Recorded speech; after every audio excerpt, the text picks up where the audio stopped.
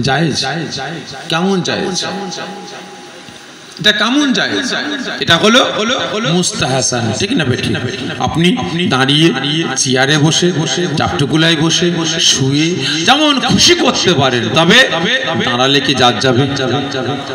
যাবে যাবে না তবে হ্যাঁ এই দাঁড়ানোকে কেন্দ্র করে আমরা মুসলমান আমাদের সমাজে দুটো তিনটে দল তৈরি হয়েছে ঠিক না বেঠিক হয়েছে না হয়নি শুধু তাই নয় নামাজে দাঁড়ানোকে কেন্দ্র করে হয়েছে আমরা নামাজে হাত বাঁধে কোথায় এখানে একদল আছে হাত বাঁধে এখানে আমরা নামাজে হাত ঝাড়া মারি না একদল হাত ঝাড়া মারে আমরা নামাজে জোরে আমিন বলি না একদল জোরে আমিন বলে আমরা নামাজে একে অপরে পা ফেরকা করে পায়ে পা ঠেকিয়ে নামাজ পড়ি না একদল পায়ে পা ঠেকিয়ে নামাজ পড়ে আছে না না আছে তবে ভাই জুজিয়াত মাসলাকে কেন্দ্র করে আমরা মুসলমান আমাদের সমাজে হাজারো দল হাজারো গোষ্ঠী তৈরি হয়েছে কি হয়েছে না হয়নি হয়েছে বাস্তব কথা বলছি আজকে বলেন তো নরেন্দ্র মোদী আমার দেশে সরকার একে আপনারা ধন্যবাদ দেবেন না এর বিরুদ্ধে লড়াই করবেন সকলে মিলে বলেন ঠিক বলছেন আমি ধন্যবাদ জানাবো লড়াই তো আমি করবই তার সাথে সাথে আমিও একটু ধন্যবাদ জানাবো কারণটা কি জানেন বাস্তব কথা বলছি দীর্ঘদিন ধরে ভারত স্বাধীন হওয়ার পর থেকে নিয়ে আজ পর্যন্ত আমাদের সমাজে হাজারো দল হাজারো গোষ্ঠী ছিল ঠিক না বেঠিক ফুরফুরা তবলিগ জামাত ইসলাম আহলে হাদিস কাদিয়ানি কাউমারি মাঝভান্ডারি পিলা ফকির আজানগাছি ঘুরিপীর আটরশি চরমোনা জয়গুরু লাল ফকির পিলা ফকির আগল চুষাপীর বিলি বাবা দরগা বাবা কাটারিসা নানান রকমের দল নানান রকমের মত ছিল না জোরে বলেন আছে না না ভাই বলেন তো এতগুলো দলের নাম বললাম এই দলের মুসলমান ওই দলের মুসলমানের সঙ্গে সালাম কালাম কথাবার্তা আছে জোরে বলেন আছে একটাই রাস্তা আমি ফুরফুরা যাচ্ছি ওদিকে তবলিগ আসছে ওরে বাবা ফুরফুরা মুখ ঘুরিয়ে ফেললাম আর ও দেখছে রে বাবা তবলিগ মুখ ঘুরিয়ে ফেললো ঠিক না ঠিক আজকে প্রত্যেকটা বেটা কি বলে আল্লাহ এদের আল্লাহ কটা এতক্ষণ দলের নাম বললাম এদের আল্লাহ কটা দুটো না তিনটে না চারটে যে আল্লাহ এক রাসূল এক হাদিস কোরআন এক জাত ধর্ম এক ঠিক না ঠিক কিন্তু হলে কি হবে একে অপরের সালাম কালাম কথাবার্তা ছিল এই জোরে বলেন ছিল না আর আমি আপনার ছাওয়া দেখলে লাপাতাম তিরিং তিরিং করে আর আপনিও আমার ছাওয়া দেখলে তিরিং তিরিং করে চিংড়ি মাছের মতো লাপাতেন ঠিক না বেঠে কিন্তু আজকে আমার দেশের প্রধানমন্ত্রীকে ধন্যবাদ এজন্য দেব যে আজ এই প্রধানমন্ত্রী এমন একটা আইন পাস করেছে আর আজ ওই আইনকে ধ্বংস করার জন্য ওই আইনটাকে শেষ করার জন্য তামাম পশ্চিম বাংলা নয় তামাম ভারতের সমস্ত দলের মুসলমান সমস্ত আকীদার মুসলমান সমস্ত মাযহাবের মুসলমান কাঁধে কাঁধ হাতে হাত মিলিয়ে একসাথে এই কালা আইনের বিরুদ্ধে পায়ে পা মিলিয়েছে ঠিক না বেঠিক গো ভালো করে বুঝবেন এটা ভালো লক্ষণ না খারাপ লক্ষণ জোরে বলেন এটা ভালো লক্ষণ মুসলমানের একতা ঐক্য ভ্রাতৃত্ব ভালোবাসাটা মুসলমানের হাতে হাত রাখাটা কাঁধে কাঁধ মিলানোটা মুসলমানের আওয়াজটা এক করাটা এটা ভালো লক্ষণ যদি আজ আমরা এই আদর্শ এই একতা এই ঐক্য এই ভ্রাতৃত্ব এই ভালোবাসাটা ধরে রাখতে পারি ইনশাআল্লাহ পৃথিবীর কোন পাওয়ার কোন ক্ষমতা মুসলিম সমাজটাকে শেষ করতে পারবে এজন্য বলে পারবে না বুঝতে পেরেছেন তবে হ্যাঁ আজকে জুজিয়াত মাসলাকে কেন্দ্র করে আমরা মুসলমান, আমাদের সমাজে হাজারো গোষ্ঠী হাজারো দল আছে, কি আছে না নাই? তবে আরো গোষ্ঠী আছে, নাম বলবো খারাপ মনে নেবেন না তো। আমার দেশে আমার রাজ্যে যতগুলো দল আছে, রাজনীতির দল আছে, বলেন তো প্রত্যেকটা দলে মুসলমান আছে না নাই? আচ্ছা বলেন তো সিপিএম এ মুসলমান আছে না নাই? কংগ্রেসে মুসলমান আছে না নাই? বিজেপিতে বর্তমান মুসলমান আছে না নাই? তৃণমূলে মুসলমান আছে না নাই? মিমে মুসলমান আছে না নাই? আবার আমার ঘরের দল তো না বললে আবার বলে দেখেছো ঘরের দল বলে বলেনি, কি ঠিক নেবে? ঠিক। আইএসএফে মুসলমান আছে না নাই? আচ্ছা এতগুলো দলের নাম বললাম, এই দলের মুসলমান ওই দলের মুসলমানের সঙ্গে সালাম কালাম কথাবার্তা আছে, সকলে মিলে বলেন আছে আছে আছে আছে ভালো করে বুঝবেন নাই, ঠিক নেবে? ঠিক গো, কত মহাব্বত। ঈদগার মাঠে গেলে দেখা যাবে আকিদায় মিলছে, দলে দলে মিলছে, কালারে কালারে মিলছে, বাপ বেটাই মেলে না, ভাই ভাই মেলে না, ঠিক নেবে? ঠিক গো, হ্যাঁ। বাপ ফুরফুরা বেটা তবলিগ, বাপ ফুরফুরা বেটা জামাত ইসলাম, বাপ ফুরফুরা বেটা আহলে হাদিস, বাপ তৃণমূল, বড় ছেলে কংগ্রেস, মেজো ছেলে আইএসএফ, ছোট ছেলে সিপিএম, মিল আছে নেই? ভালো করে বুঝবে। তবে হ্যাঁ প্রত্যেকটা মুসলমানের কাছে আমি জোরহাত করে বলবো, আপনি সিপিএম করেন করে গে যান, কংগ্রেস করবেন করে গে যান, আপনি তৃণমূল করবেন করে গে যান, আইএসএফ করবেন করে গে যান, মিম করবেন করে গে যান, আপনি ফুরফুরা হবেন হগে যান, তবলিগ হবেন হগে যান, জামাত ইসলাম হবেন হগে যান, ওটা আপনার ব্যক্তিগত ব্যাপার। কোন আকীদায় যাবেন, কোন মাযহাবে যাবেন, ওটা আপনার ব্যক্তিগত ব্যাপার। কোন দল করবেন এটা আপনার ব্যক্তিগত ব্যাপার। কিন্তু মুসলমান ইসলামকে রক্ষার জন্য, শরিয়াতকে রক্ষার জন্য, মসজিদ মাদ্রাসা মুক্ত ওয়াকফ সম্পদকে রক্ষার জন্য আজকে ভারতবর্ষে হিন্দু মুসলমানের একতা, ঐক্য, ভ্রাতৃত্ব, ভালোবাসা রক্ষার জন্য আমরা মুসলমান আমাদের ভাষা আলাদা হতে পারে, আমাদের বাড়ি আলাদা হতে পারে, আমাদের প্ল্যাটফর্ম আলাদা হতে পারে, আমাদের আওয়াজটা এক করার দরকার আছে না নাই? আছে না নাই? প্রত্যেকের কাছে জোরহাত করে বলবো আওয়াজটা এক করুন, আওয়াজটা এক করুন, রাস্তায় নামুন।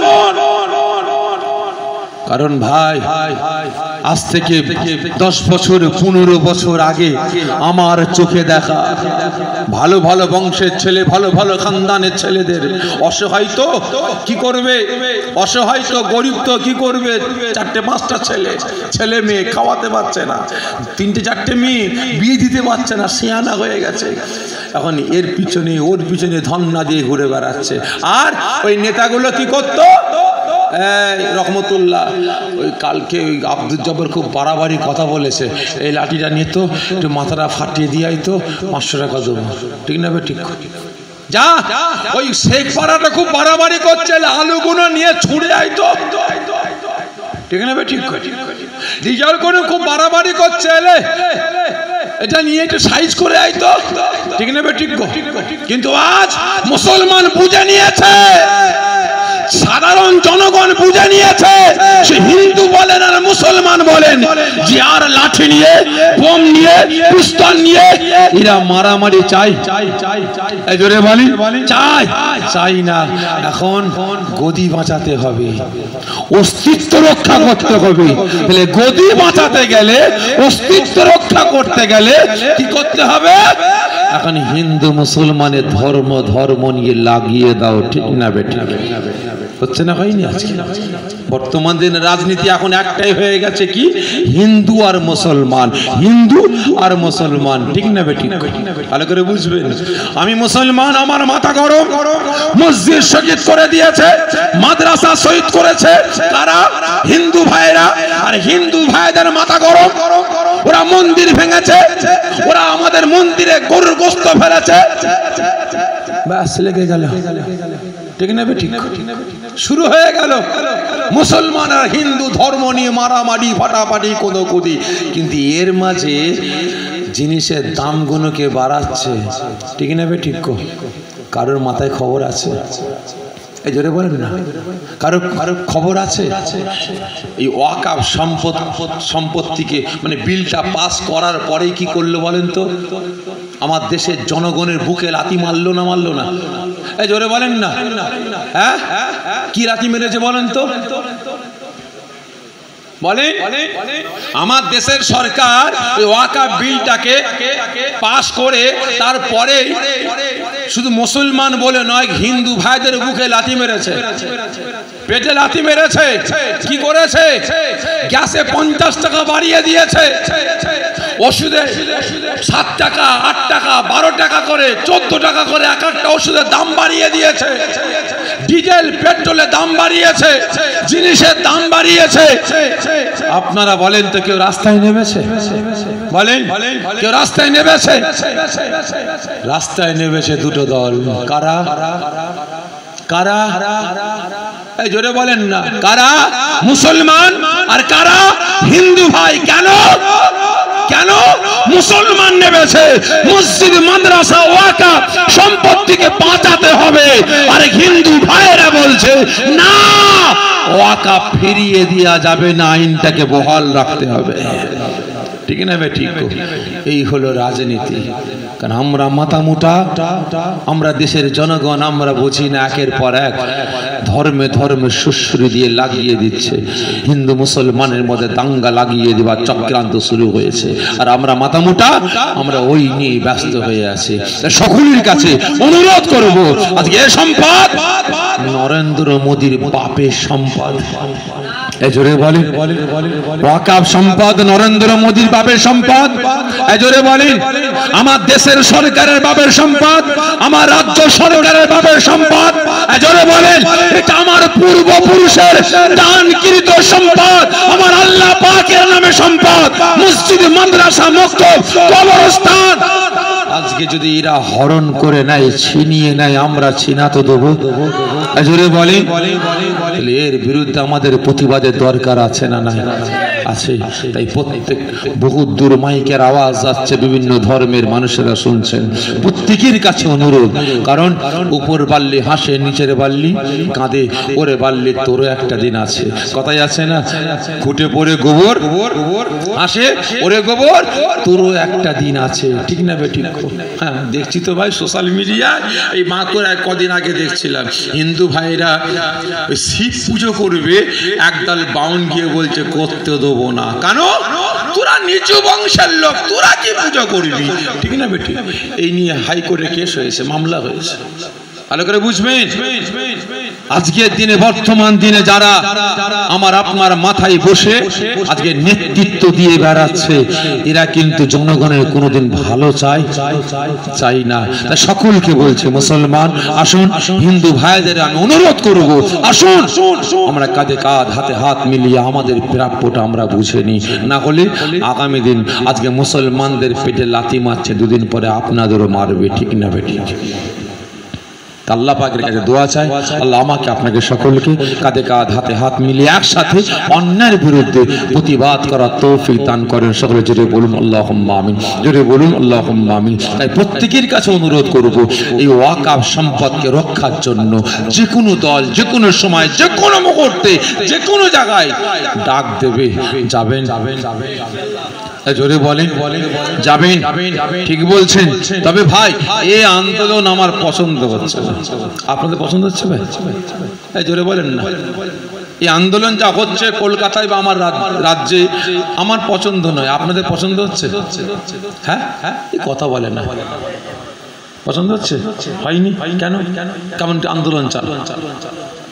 হ্যাঁ, আন্দোলন যেমন 2% পাঞ্জাবি ভাইরা দেখিয়েছে, যেমন 2% পাঞ্জাবির আন্দোলন দেখিয়ে দিয়েছে, কৃষি বিলটাকে যেভাবে রদ করেছে, ঠিক ওইভাবে আমরা মুসলমান কলকাতার রাজপথ দাপাদাপি করলে হবে না, কলকাতায় অবরোধ করলে হবে না। আমাদের কাঁধে কাঁধ হাতে হাত মিলিয়ে দিল্লির মাটিতে গিয়ে আমাদের অবরোধ করতে হবে। আমার দেশের সরকার প্রধানমন্ত্রীর বাড়ি অবরোধ করতে হবে, অমিত শাহর বাড়ি অবরোধ করতে হবে, রাষ্ট্রপতির ভবন অবরোধ করতে হবে, পার্লামেন্ট অবরোধ করতে হবে, নিজের জীবনটাকে বিলিয়ে দিয়ে এর আইনটাকে ধ্বংস করতে হবে, ঠিক না বেঠি? তবেই তো আন্দোলন। প্রয়োজন হলে আমরা কাপনের কাপড় পরে আমরা দিল্লির মাটিতে যাব। সেই দিন কিন্তু আগামী দিন আসছে, সেই দিন আগামী দিন আসছে, তৈরি হন। আমি দাদা পীরের আওলাদ আপনাদের বলি, যেদিন ডাক আসবে দিল্লির মাটিতে যাওয়ার জন্য, কাপনের কাপড়টা পরে আপনারা যাবেন, ঠিক বলছেন? যেমন হাজী সাহেবেরা হজ করতে যান এহরাম পরে, ঠিক তদ্রূপ আমরাও কাপনের কাপড়টা পরে আমরা দিল্লির মসনাদ ঘেরাও করার জন্য যাব। জানি মরতে হবে, ঠিক না বেঠি? জানি মরতে হবে, মরবো মসজিদকে বাঁচাবার জন্য, মরবো মাদ্রাসা মুক্তব কবরস্থানগুলোকে বাঁচাবার জন্য, জানি মরতে হবে, মরবো হিন্দু মুসলমানের একতা, ঐক্য, ভ্রাতৃত্ব, ভালোবাসা রক্ষার জন্য, জানি মরবো, মরতে হবে এই দেশের সংবিধানকে বাঁচানোর জন্য, ঠিক না বেঠি? যাবেন তো? কজন বলছেন ইনশাআল্লাহ যাবো? আমার সঙ্গে হাতটা উঁচা করবেন। আমি কিন্তু এক পা আছি, যাবো। যাবেন আপনারা? হ্যাঁ, আমার তো সন্দেহ হচ্ছে। এবার ছবি তুলে রাখেন না, একটুখানি মুখগুলো দেখি, পরে কাজে লাগবে, ঠিক বলছেন তো? যাবেন ইনশাআল্লাহ, হাত নামিয়ে দেন। ভাই বাস্তব কথা বলছি, দেখা দেখি চাষ লাগালাগি বাস করার আর সময় নেই, দেখা দেখি চাষ লাগালাগি বাস করার সময় আর নাই। রাস্তায় নামতে হবে, তবেই কিন্তু আমাদের প্রাপ্য আমরা বুঝে পাবো, না হলে সব শেষ। লিখে রেখে দেন, লিখে রেখে দেন, কবরস্থান আপনার বাপের, কবরস্থান আপনার বাপের। আপনার মা মরেছে, আপনার বাপ দান করেছে, আপনার বাপ মরেছে, আপনার ছেলে মরেছে, আপনার মেয়ে মরেছে, আপনি দাফন দিতে যাবেন, কবর খনন করবেন। হ্যালো ডিএম সাহেব, আমার বাপ যে জমিটাকে দান করেছে কবরস্থানের জন্য, আমার সেই বাপ মরে গেছে, কবরটা খুঁড়বো। কাকে বলতে হবে? বলেন না কাকে? ডিএম কে? যদি ডিএম বলে হ্যাঁ খোঁড়ো, করতে পারবেন, আর না হলে জোরে বলেন না, কি করতে হবে? হ্যাঁ, এসে বলবে, ওই ডিএম সাহেব এসে বলবে এত বড় জায়গা, কত সুন্দর জায়গা, পরের প্রজন্ম এখানে আপনাদের ছেলে মেয়েরা এখানে বিল্ডিং করবে, ব্যবসা করবে, এখানে অফিস করবে, এখানে দোকানঘাট করবে, জায়গাগুলো কবর দিয়ে দিয়ে ধ্বংস করে ফেললেন। আরে আমি ডিএম, আমার বাপ মরে গেলে আমি পুরাই, আমার মা মরে গেছে পড়িয়েছি, আমার ছেলে মরে গেছে পড়িয়েছি, আমার বউ মরে গেছে পড়িয়েছি, আর আপনার ছেলে মরেছে পড়াতে পারবেন না? মেনে নেবেন তো? জোরে বলেন না, মেনে নেবেন? মানতে হবে, সেই দিন আসছে, মানতে হবে, সেই দিন আসছে। লিখে রেখে দেন, আমার দেশে এমন আইন পাশ হতে যাচ্ছে, আমরা মুসলমান এ দেশের গোলাম হয়ে থাকবো। কি হয়ে?